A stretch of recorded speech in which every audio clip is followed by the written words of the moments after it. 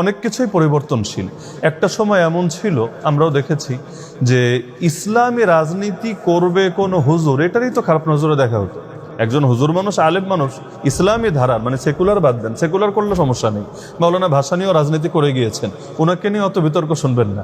কিন্তু কোনো একজন আলেম যদি ইসলামী ধারার কোনো রাজনীতি করে, এখনও যারা বিএনপি করে, আওয়ামী লীগ করে, তুলনামূলক নিরাপদ। যে সমস্ত আলেমরা বিএনপি করে, আওয়ামী লীগ করে, তুলনামূলক নিরাপদ আমাদের সমালোচনার হাত থেকে, দেখবেন তাদেরকে নিয়ে খুব বেশি সমালোচনা, খুব বেশি টিটকারি, খুব বেশি ভুল ধরা এগুলো হয় না। কেন? ভাবে তারা চলুক তাদের মতো।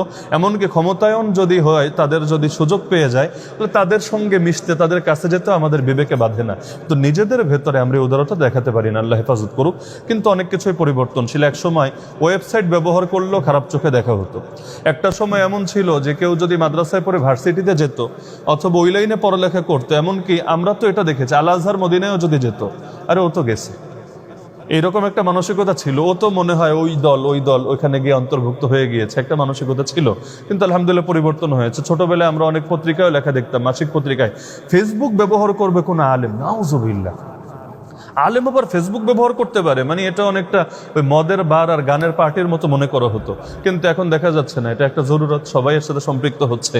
এমনকি আমরা যখন 2013 সালে আন্দোলন করি, ওই সময় অনেকে ভাবতো যে ব্লগার মানে নাস্তিক, মানে ব্লগার শব্দটার অর্থই মনে হয় নাস্তিক, মুরতাদ বা বেঈমান টাইপের কিছু। কিন্তু পরে যখন দেখলো না, কিছু কিছু আলেমও ব্লগে লেখালেখি করে, তারাও ব্লগার। মানে ব্লগ একটা জায়গা যেখানে লেখালেখি করা যায়, এখানে হুজুরও করতে পারে, সাধারণ মানুষও করতে পারে। আলহামদুলিল্লাহ পরিবর্তন হয়েছে। তো এখন এমন একটা সময় আছে, আমি যদি আমার কথাই বলি, আমি ধরেন এখন প্রত্যক্ষ রাজনীতিতে আছি, এরপরও ঢাকা শহরে একটা মসজিদের খতিব যেখানে 8,000 মুসল্লি আছে, আমার মানে মসজিদের ভেতরে জায়গা হয় 8,000, আর রাস্তার যদি হিসাব করি তাহলে সংখ্যাটা আরো বেশি। কিন্তু এখন থেকে 20 বছর আগে পেছনে ফেরত গেলে এই রকম রাজনীতি করে ওই মসজিদে এটা টিকে থাকা, এটা আসলে কল্পনাও করা যেত না। তো আলহামদুলিল্লাহ মানুষের মনস্তাত্ত্বিকতায় পরিবর্তন ঘটছে। আমি আশাবাদী, আমাদের ইমামরা লিখে গিয়েছেন, ইদা আরাদাল্লাহু শাইআন হাইয়া আলাহু আসবাব। আল্লাহ যখন কোনো কিছুর এরাদা করেন, আল্লাহ সেটার আসবাব, উপকরণ তৈরি করেন। এই যে একটা পরিবর্তন ঘটছে, এবং মানুষরা ইসলামী দলগুলোকে, ইসলামপন্থীদেরকে, আলেমদেরকে নেতৃত্বে দেখারও একটা মানসিকতা ইতিমধ্যে তৈরি হয়েছে। এই যে গত নির্বাচনের পরে কিছু কিছু আসনে যে মেকানিজম হলো, ইঞ্জিনিয়ারিং হলো, এটা তো বগুড়ার মানুষরা আরো ভালো জানেন। এরপরে আমাদের চাইতে বেশি কষ্ট পেয়েছে সাধারণ মানুষরা। আমরা না, আমাদের চাইতে বেশি কষ্ট পেয়েছে রিক্সাওয়ালা, ভ্যানওয়ালা, এরকম সাধারণ মানুষরা। আমার কাছে অন্তত কয়েক ডজন মানুষ বলেছে, হুজুর আমরা তো নিজের পকেটের পয়সা খরচ করে ভোট দিলাম, ওই একদিন আমি 500 টাকার কাজ করতে পারতাম, ওইটা না করে আমি গিয়ে নিজের খরচ করে ফ্যামিলি নিয়ে গিয়ে ভোট দিলাম, আপনারা তো রাখতে পারলেন না। তার মানে তারা আরো বিরক্ত, তারা আরো উত্তেজিত যে কেন হুজুররা ক্ষমতায় গেল না, ইসলামী দলগুলো ক্ষমতায় গেল না। আলহামদুলিল্লাহ এই মানসিকতা এমনি এমনি হয়নি। আমি মনে করি আল্লাহ তাআলা একটা মহাপরিকল্পনার দিকে আমাদেরকে এগিয়ে নিচ্ছেন। তো মানুষ এখন চায় যার পেছনে নামাজ পড়ি তার নেতৃত্বে আমরা রাষ্ট্রের ভেতরে চলবো, এই একটা মানসিকতা ধীরে ধীরে তৈরি হচ্ছে এবং আরো বাড়বে। আর তার চাইতে মজার বিষয় হলো ইয়াং জেনারেশন, যাদেরকে নিয়ে বেশি ভয় ছিল, কারণ ওরা যে এই ধারায় পড়ালেখা করেছে, বিশেষ করে হাসিনার আমলে এই শিক্ষা সিলেবাসে এত শয়তানি, ভণ্ডামি, সেকুলারিজম, নাস্তিকতা, এমনকি ট্রান্সজেন্ডারিজম পর্যন্ত ঢুকিয়েছে। ভয় ছিল এই প্রজন্ম তো পুরাই মনে নাস্তিক হবে, পুরাই বেঈমান সেকুলার হবে। কিন্তু আলহামদুলিল্লাহ অনেক স্কুল, কলেজ, ভার্সিটির ছেলেদের সাথে কথা বললে মনে হয় আমাদের জজবা কম ওদের চাইতে। আমার নিজের অনুভব হয় যে আমাদের জজবা কম ওদের চাইতে, ওরা এর চাইতে বড় কিছু, মানে একটা চূড়ান্ত ইসলামী বিপ্লবের জন্য মুখিয়ে আছে। খালি ডাক কেন দিচ্ছে না হুজুররা, এর জন্য হুজুরদের উপর তারা বিরক্ত যে হুজুর ডাক দেন, আমরা একবারে চূড়ান্ত ভাবে নেমে যাব। তা আমি আশাবাদী ইনশাআল্লাহ একটা পরিবর্তন হবে। সর্বশেষ কথা, যেহেতু পরিবেশ আল্লাহ তৈরি করে দিচ্ছেন, এখন আমরা যদি নিজেরা নিজেদেরকে উপযুক্ত না করি, তাহলে কিন্তু এটা আল্লাহ নেয়ামতের বড় বেকদরি হবে। এখন ট্যাপ থেকে পানি যদি পড়ে, আমি যদি বালতি সরিয়ে রাখি, বালতি কিভাবে ভরবে? অন্তত বালতিতে তো জায়গা মতো দেওয়া দরকার। এজন্য আল্লাহর রাস্তায় আসুন, আমরা এখানে যে যে দলের হই, যে যে ধারার হই, শুধু এখানে কয়জন আছি আমরা তাই না, বরং সকলের ভেতরে বার্তাটা আমরা ছড়াই যে আলেমদের মতনৈক্য ছিল, আছে, থাকবে, কোনো সন্দেহ নাই। আলেমদের মতনৈক্য ছিল, আছে, থাকবে। কিন্তু অধিকাংশ মতনৈক্য এমন যেগুলো আম পাবলিকের জ্ঞানের বাইরে, এগুলো এরা বোঝার যোগ্যতাই রাখে না। বাস্তবেই আল্লাহ তাআলা সিফাতের মাসালা বলেন, আকীদার বহুত মাসালা বলেন। এখন আপনি আমপাবলিকরে গিয়ে বোঝাবেন যে আল্লাহ কোথায়, আল্লাহ কি আরশের ঊর্ধ্বে, নাকি আল্লাহ তাআলা জ্ঞানগতভাবে সর্বত্র বিরাজমান, নাকি ইত্যাদি ইত্যাদি, এগুলো মানুষের মাথা খারাপ হয়ে যাবে। কি বলে। এজন্য আমার সর্বশেষ আপনাদের নিকট স্বনির্বন্ধ আহ্বানই এটা, কাল্লিমুন নাস আলা কাদরি উকুলিহিম আতুহিব্বুনা আন ইউকাযযাবা আল্লাহু ওয়া রাসূলুহু। মানুষের সামনে আমরা একটু তাদের আকল অনুসারে কথা বলি। আমাদের যত ঝগড়া বিবাদ নিজেদের ভেতরে মিটমাট করি। এখন আমাদের ভেতরে যত আপত্তি, যত সমালোচনা থাকতেই পারে, একসাথে এভাবে যদি মাঝে মাঝে বসা যায় এবং বসে ইলমি আলোচনাগুলোও যদি করা যায় যে আপনাদের এটা এমন কেন, ওটা এমন কেন, এভাবে আলোচনাগুলো নিজেদের ভেতর যদি করা যায়, এমনকি মারামারি করলেও দরজা জানলা লাগায় একদম হাতটাত দিয়া যদি মারামারি করা যায়, আমার মনে হতো জাতির সামনে অন্তত ইজ্জত বাঁচবে এবং আগামী দিনে এরা যখন নেতৃত্বে যাবে জাতি আস্থা রাখবে। না হলে জাতি ভাববে এরা যদি ক্ষমতায় যায় এরা আর আমাদের কি দেবে, এরা তো নিজেরাই মারামারি করে মরবে। এইরকম একটা জঘন্য পরিণতি থেকে আল্লাহ হেফাজত করুন। আল্লাহ বলেন 4 শ্রেণীর মানুষকে ভালোবাসা আমার জন্য অপরিহার্য হয়ে গিয়েছে। 1 নম্বর শ্রেণী যারা একজন আরেকজনকে আল্লাহর জন্য ভালোবাসে। 2 নম্বর শ্রেণী যারা একজন আরেকজনের কাছে যখন গিয়ে বসে একমাত্র আল্লাহর জন্যই বসে। 3 নম্বর যারা একজন আরেকজনের সঙ্গে জিয়ারত করে, দেখা করে, একমাত্র আল্লাহর জন্য করে।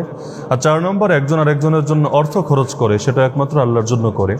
তো এই যে একসাথে আসা, একসাথে বসা এবং একসাথে মহব্বত আদান প্রদান করা, আমি আশাবাদী আল্লাহ তাআলার এই সহিহ হাদিসে কুদসি যেটা, আমরাও এর অন্তর্ভুক্ত হব এবং আল্লাহ তাআলা আমাদেরকে ভালোবাসবেন ইনশাআল্লাহ। দ্বিতীয় একটা হাদিসের মধ্যে আছে, আল্লাহ রাসূল সাল্লাল্লাহু আলাইহি ওয়াসাল্লাম বলেন, মান আদা মারিয়াদান আও যারা আখান লাহু ফিল্লাহ নাদাহু মুনাদিম মিনাস সামা আন তিবতা ওয়া তাবা মামশাকা ওয়া তাবাওয়াতা মিনাল জান্নাতি মানজিলা। কেউ যখন কোনো অসুস্থ রোগীকে দেখতে যায় অথবা আল্লাহর জন্য মহব্বত করে এমন কোনো দিনদার ভাইকে দেখতে যায়, আসমান থেকে একজন ঘোষক ঘোষণা দিয়ে তাকে বলতে থাকে, তুমি সফল হয়েছ, তোমার পথ চলা সফল হয়েছে, জান্নাতকে তুমি তোমার ঠিকানা বানিয়ে ফেলেছ। তো যার কারণে এখানে আমাদের কয়েকজন ভাইয়ের আলোচনা এই পয়েন্টে এসেছে যে এভাবে মাঝে মাঝে বসা হলে আমাদের মহব্বতগুলো বাড়বে, উদারতা বাড়বে, এবং শুধু মহব্বত আর উদারতা আমাদের মধ্যে না, আল্লাহর মহব্বত পাওয়াটা আমাদের জন্য সহজ হবে ইনশাআল্লাহ। 3 নম্বর হাদিসটা হলো, এটা রুহের জগতের ব্যাপারে, আল আরওয়াহু জুনুদুম মুজান্নাদা ফামা তাআরাফা মিনহা ইখতালাফা ওয়া মা তানাকারা মিনহা ইখতালাফা। প্রথমবার এই হাদিসটা পড়ার পর আমি চমকে উঠেছি। বড় জটিল কথা। আল্লাহ রাসূল সাল্লাল্লাহু আলাইহি ওয়াসাল্লাম বলেন, রূহগুলো রূহের জগতে সম্মিলিত বাহিনীর মতো ছিল। সেখানে যাদের ভেতরে পরিচয় ঘটেছে দুনিয়াতেও তাদের ভেতরে মহব্বত তৈরি হয়েছে। আর সেখানে একসাথে থাকার পরও এই বাহিনীর মতো সবাই একসাথে থাকার পরও যাদের পরিচয় হয় নাই, দুনিয়াতেও তাদের মধ্যে বিরোধ, দ্বন্দ্ব, এগুলো সংঘর্ষ লেগেই থেকেছে। তার মানে দুনিয়ায় যত মহব্বত দেখি আর যত মারপিট দেখি, কাদা ছোড়াছড়ি দেখি, এগুলো মূলত সেই রূহের জগতে যা হয়েছে এটা জাস্ট একটা নতিজা, একটা থামারা, একটা ফল, এছাড়া আর কিছু না। তো এখন মুহাদ্দিসিনে কেরাম পেরেশান যে রূহের জগতে একসাথে থাকার পরও কারোর সাথে কারো পরিচয় হলো, আবার কারোর সাথে হলো না। যার সাথে হলো তার সাথে দুনিয়ায় মহব্বত, যার সাথে হয় নাই তার সাথে দুনিয়াতেও নফরত। কাহিনী কি? ওনারা এর ব্যাখ্যা করলেন যে মানুষকে যদিও দুনিয়াতে পরে পাঠানো হয়েছে, কিন্তু মানুষের ভেতরেই আমরা একটা কথা ছোটবেলায় শিখতাম যে পাহাড় পরিবর্তন হয়ে যেতে পারে, কিন্তু মানুষের ভেতরের যে জিবিল্লাত বা তার যে নেচার, তার যে স্বভাব, এটা আসলে পরিবর্তন হয় না। তো এখন কার ভেতরে কি নেচার, এটা তো আল্লাহ শুরু থেকে গেঁথে দিয়েছেন। তো একসাথে থাকার পরও যাদের নেচারের মিল, আদর্শের মিল এবং বহুত ক্ষেত্রে মিল, সেখানেও পরিচয় হয়েছে, দুনিয়াতেও মহব্বত হয়েছে। আর একসাথে থাকার পরও যাদের নেচারের মিল নাই, আদর্শের মিল নাই, সেখানেও পরিচয় হয় নাই, দুনিয়াতেও মতবিরোধ হয়েছে।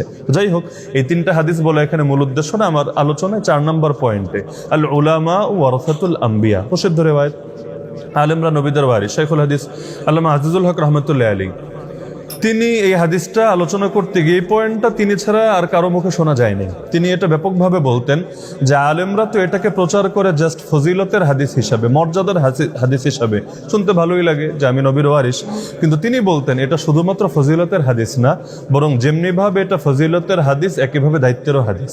তার মানে নবীর দায়িত্ব ছিল যা যা, হ্যাঁ কিছু বিষয় আছে নবীর নবুয়তি শান খাস, এছাড়া নবীর দায়িত্ব ছিল যা যা, আলেম যারা হবে তাদের দায়িত্ব হবে তা তা। তাহলে নবীর দায়িত্ব কি ছিল? নবীর দায়িত্ব শুধুমাত্র ইলম কেন্দ্রিক না, শুধুমাত্র দাওয়াত কেন্দ্রিক না, শুধুমাত্র আত্মশুদ্ধি কেন্দ্রিক না, শুধুমাত্র জিহাদ কেন্দ্রিক না, শুধুমাত্র সিয়াসত কেন্দ্রিক না, বরং সবগুলো। কোন একটার সাথে খাস না, বরং সবগুলো। তাহলে নবীর উত্তরসূরি যে ওলামা হবে তাদের দায়িত্ব তো কোনো একটার সঙ্গে সীমাবদ্ধ হওয়া উচিত না। মসজিদে গেলে হবে মসজিদের ইমাম, রাষ্ট্রে গেলে হবে রাষ্ট্রের ইমাম, তারা পরিবারে ঢুকলে হবে পরিবারের সংস্কারক, তারা সমাজের মধ্যে আসলে রাষ্ট্রের মধ্যে গেলে হবে রাষ্ট্রের সংস্কারক। আল্লাহ রাসূল সাল্লাল্লাহু আলাইহি ওয়াসাল্লাম তিনি নেতা ছিলেন, জাগতিক নেতাও ধর্মীয় নেতাও, আলেমরাও জাগতিক নেতাও হবে ধর্মীয় নেতাও হবে, এটাই হওয়া দরকার ছিল। এমনকি আল্লাহ রাসূল সাল্লাল্লাহু আলাইহি ওয়াসাল্লামের পরশে এসে আউস এবং খাজরাজ, এই যে আনসারি সাহাবী যাদেরকে আমরা বলি, শত শত বছর যুদ্ধ মিটে গেল আল্লাহ রাসূল সাল্লাল্লাহু আলাইহি ওয়াসাল্লামের পরশে এসে। এমনকি আল্লাহ বলেন, স্মরণ করো সেই সময়ের কথা যখন তোমরা দুশমন ছিলা, ফাআল্লাফা বাইনা কুলুবিকুম, আল্লাহ তোমাদের দিলের মধ্যে মহব্বত গেঁথে দিলেন, ফাআসবাহু বিনিয়ামাতিহি ইখওয়ানা, আসবাহতুম বিনিয়ামাতিহি ইখওয়ানা, আল্লাহর নিয়ামতে তোমরা ভাই হয়ে গেলা। তো আল্লাহ রাসূল বিরোধী জাতিগুলোকে ঐক্যবদ্ধ করে দিলেন, আর আমরা তো আলহামদুলিল্লাহ ঐক্যবদ্ধ জাতিকে আরো বিভক্ত করে ফেলি। যেমন যখন আমির মুয়াবিয়া এবং আলী রাদিয়াল্লাহু আনহুর মধ্যে যুদ্ধ হচ্ছে, যুদ্ধ চলাকালীন কথা, ওই সময় রোম সম্রাট চিঠি পাঠালো আমির মুয়াবিয়া রাদিয়াল্লাহু আনহুর কাছে। চিঠির মূল ভাষ্য সংক্ষেপে যদি আমি বলি যে, হে মুয়াবিয়া, আমি দেখতে পাচ্ছি তুমি সঠিক, তোমার প্রতিপক্ষ আলী ভুল এবং সে গলদ। তুমি যদি আমাকে অনুমতি দাও, আমি বিশাল বাহিনী পাঠাতে চাই তোমার সাহায্যে। তারা তোমার প্রতিপক্ষ আলীর কল্লা কেটে সেই কল্লা লুটিয়ে দেবে তোমার কদমের সামনে। এই দুনিয়ার যে কেউ শুনলে খুশিতে লাফাতো যে আমার প্রতিপক্ষ মানে ক্ষমতাসীন সরকারকে পতন ঘটিয়ে বিরোধী দলকে নিয়ে ক্ষমতায় বসাবে, খুশিতে লাফাতো। আর বিদেশিরা করলে তো সুবিধা, নিজে করলে বদনামের ভয় আছে, বিদেশিরা করলে বদনামের ভয় নাই, সফল হলেও ওদের সমস্যা না, কারণ পরবর্তীতে তাকেই গদিতে বসাবে, আর ব্যর্থ হলেও দোষ যা পাওয়ার তারা পাবে। কিন্তু তিনি ফিরতি চিঠিতে জবাব লিখলেন, প্রথম বাক্যই হলো বড় ভয়াবহ, ইয়া কালবার রুম, ইয়া মালিকার রোম না, ইয়া কালবার রোম, অর্থ হলো হে রোমের কুত্তা। ভাইয়ে ভাইয়ে ভুল বোঝাবুঝি হয়েছে, মাঝখানে এসে নাক গলানোর তুই কে? তুই যদি তোর এই প্রস্তাব দ্বিতীয়বার দেশ, তাহলে আমি মুয়াবিয়া এমন এক বিশাল বাহিনী পাঠাবো যার প্রথম সদস্য থাকবে তোর সামনে রোম দেশে, শেষ সদস্য থাকবে আমার সামনে শামে। তারা তোর কল্লা কেটে সেই কল্লা আমার সামনে না, বরং আলী রাদিয়াল্লাহু আনহুর সামনে লুটিয়ে দিবে। তাহলে দেখা যাচ্ছে যুদ্ধের মধ্যেও যাতে কাফেররা বা বিজাতীয় শত্রুরা বা ইসলামের প্রতিপক্ষরা চান্স নিতে না পারে, এ ব্যাপারে সতর্ক থেকেছেন। এজন্য দেখবেন ওনাদের মধ্যকার যুদ্ধেও কিন্তু দাসদাসী বানানো হয়নি, যারা যুদ্ধবন্দী হয়েছে দাসদাসী বানানো হয়নি, সম্পদকে গনিমত বানানো হয়নি। কেন? যেটা ভাইয়ে ভাইয়ে লড়াই, ভাইয়ে ভাইয়ে লড়াই এক ঘরের মধ্যেও হয়, কিন্তু তাই বলে অন্যদেরকে সুযোগ দেওয়া যাবে না, এবং এক ভাইয়ের সাথে আরেক ভাইয়ের আচরণ ওই কাফের মুশরিক নাস্তিক বেঈমানের মতো হবে না। আজকাল যেটা হয়, এই যে সাম্প্রদায়িক সম্প্রীতি বলতে একটা শব্দ শুনি, এই শব্দ দিয়ে অনেক সময় অন্য ধর্মের লোকদের ব্যাপারেও যতটুকু উদারতার আলোচনা করা হয়, দুঃখজনক ব্যাপার হলো আমরা নিজেদের ধর্মের ভেতরে অন্যদের বেলায় এতটুকু সম্প্রীতি, এতটুকু উদারতা আমরা দেখাতে পারি না। যাকে ভালোবাসি মাত্রাতিরিক্ত বাসি, যাকে ঘৃণা করি সীমা ছাড়া ঘৃণা করি। অথচ নাহজুল বালাগায় একটা বই আছে, আলী রাদিয়াল্লাহু আনহুর দিকে মানসুব। এই বইয়ের মধ্যে আলী রাদিয়াল্লাহু আনহুর একটা উক্তি আছে, আমরা ওই ছাত্র জামানায় খুব আগ্রহ করে এটা মুখস্থ করেছিলাম। আহবিব হাবিবাকা হাওনাম্মা আসা আন ইয়াকুনা বাগীদাকা ইয়াওমাম্মা ওয়া আবগিদ বাগীদাকা হাওনাম্মা আসা আন ইয়াকুনা হাবিবাকা ইয়াওমাম্মা। মানে কি? যাকে মহব্বত করবা একটু রয়েস হয়ে মহব্বত করো, কারণ সে কোনোদিন তোমার দুশমনও হয়ে যেতে পারে। আর যারে দেখতে পারো না তোমার দুশমন, তার সাথে দুশমনিটা একটু সীমার মধ্যে রয়েস হয়ে করো, কারণ সেও কোনোদিন তোমার মহব্বতের মানুষে পরিণত হতে পারে। অথচ আমাদের আচরণে দেখবেন উল্টা, মহব্বত হলে এমন হওয়া হয় মানে সীমা ছাড়িয়ে যায়, আবার কোনো কারণে দূরত্বের ভাঙন হলে এমন হওয়া হয় সাধারণ মানুষ পর্যন্ত পেরেশান হয়ে যায়। আল্লাহ হেফাজত করুক। যতটুকু আলোচনা হয়েছে আল্লাহ তাআলা এগুলো এর মধ্যে যা কিছু ভুল ত্রুটি মাফ করুন, যা কিছু উপকারী এগুলো ধারণ করার তৌফিক দান করুন। আমিন। ওয়া আখিরু দাওয়ানা আলহামদুলিল্লাহি রাব্বিল আলামিন।